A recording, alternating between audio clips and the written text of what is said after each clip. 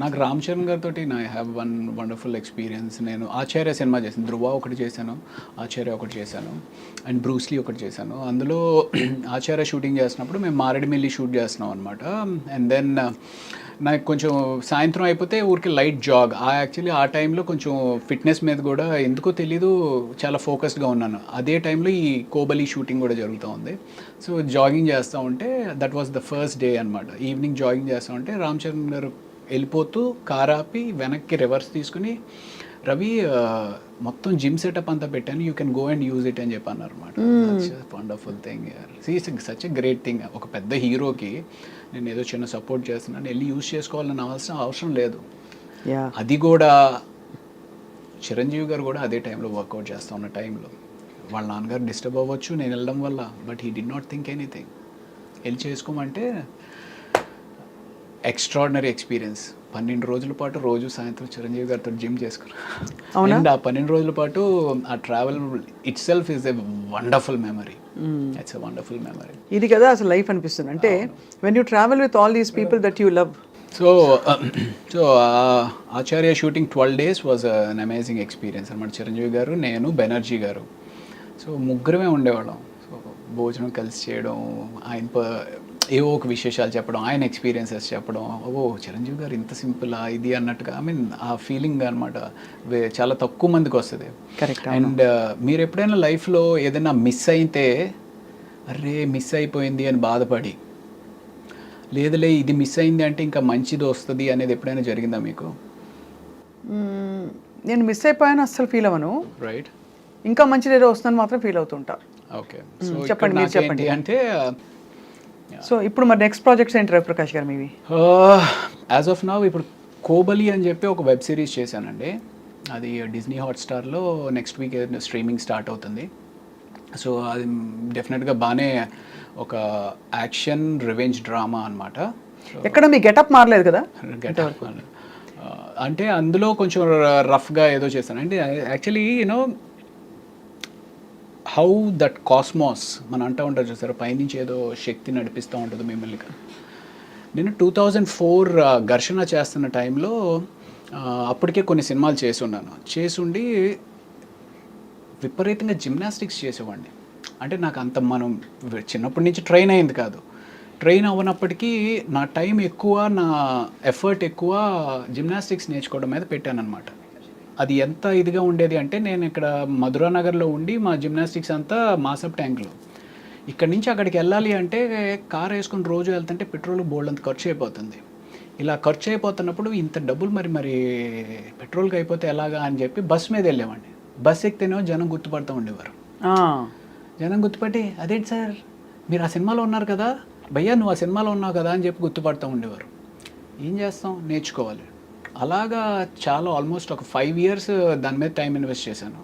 అంటే అప్పుడు ఆ ఘర్షణలో ఇఫ్ యూ హ్యావ్ వాచ్ కాకా కాకా అని చెప్పి ఏదైతే దాని తమిళ్ వర్షన్ మెయిన్ ఇది ఉందో ఆ సినిమాలో సూర్య గారు బ్యాక్ ఫ్లిప్ చేస్తారనమాట. సో మనం కూడా అవకాశం వస్తే మనం కూడా చేయాలని విపరీతంగా నేర్చుకునేవారు.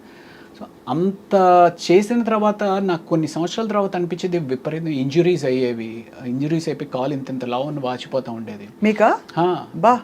సో అంటే ఆ జిమ్నాస్టిక్స్ చేస్తున్నప్పుడు ఏంటంటే బాడీ దానికి ఎకస్టమ్ అవడానికి వామిటింగ్స్ అవుతూ ఉంటాయి. ఎందుకంటే తిరుగుతూ ఉన్నాం కదా, వామిటింగ్స్ అవుతూ ఉండేవి. ఓ అంత తిరుగుతారా మీరు? అప్పట్లో అయ్యేవాళ్ళు, ఇప్పుడంటే ఇంకా ఇట్స్ టఫ్. సో ఒక తర్వాత అనిపించింది అరే ఇదే టైం కానీ నువ్వు ఓ కామెడీ చేయడం నేర్చుకున్నట్టయితే anything has to be learned.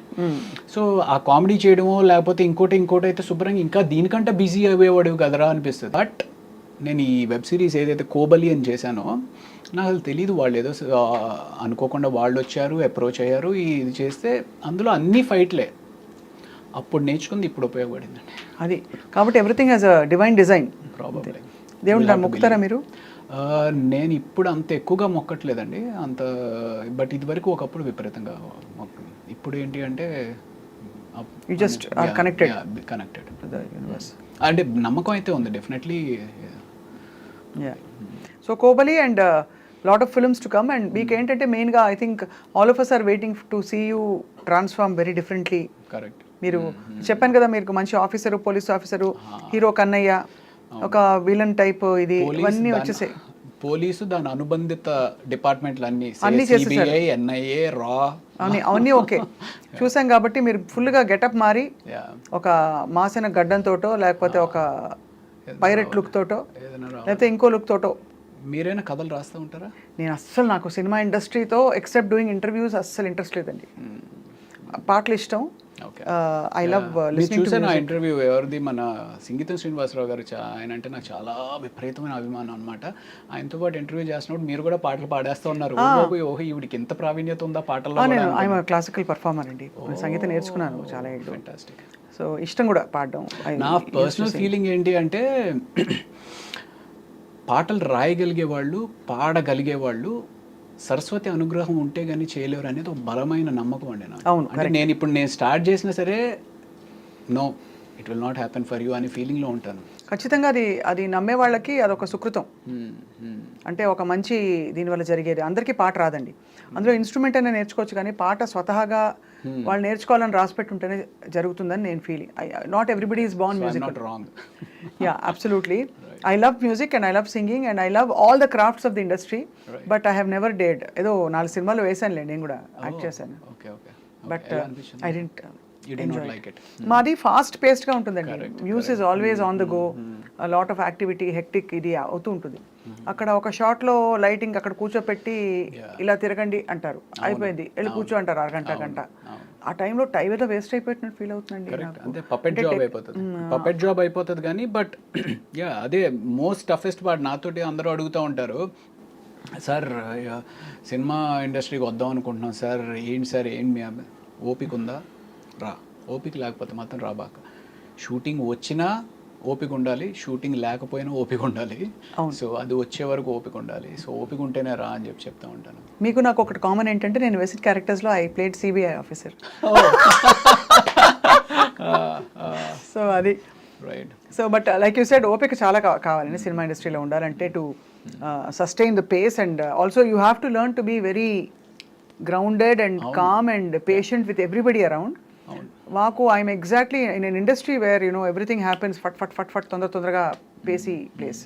I mean ఇప్పుడు ఓకే మనం అంటే ఏదో చిన్న చిన్న క్యారెక్టర్స్ సపోర్టింగ్ రోల్స్ చేస్తున్నాము, ఓపిక్గా ఉండొచ్చు అనుకుంటాం. కాకపోతే పెద్ద హీరోలకు కూడా 7, 8, 10, 12 సినిమాలు ఫ్లాప్ అయ్యి కూడా మళ్ళీ బౌన్స్ బ్యాక్ అయిన హీరోలు ఉన్నారు. మరి అంత ఓపిక ఉన్నారు వాళ్ళకి. ఎంత డబ్బులు ఉంటే మాత్రం మాట పడాలి కదండి. అక్కడ జనం పిచ్చి నోటికి వచ్చినట్టు రాశారు. మన గేమ్ చేంజర్ గురించి ఇష్టం వచ్చినట్టు రాశారు. ఎఫర్ట్ లో ఎక్కడ ఏమితో లోపం లేదు. Ram Charan was at his best. Shankar గారు హ్యాస్ డన్ అ గ్రేట్ ఇది. బట్ అండం అనేస్తారు అందరూ.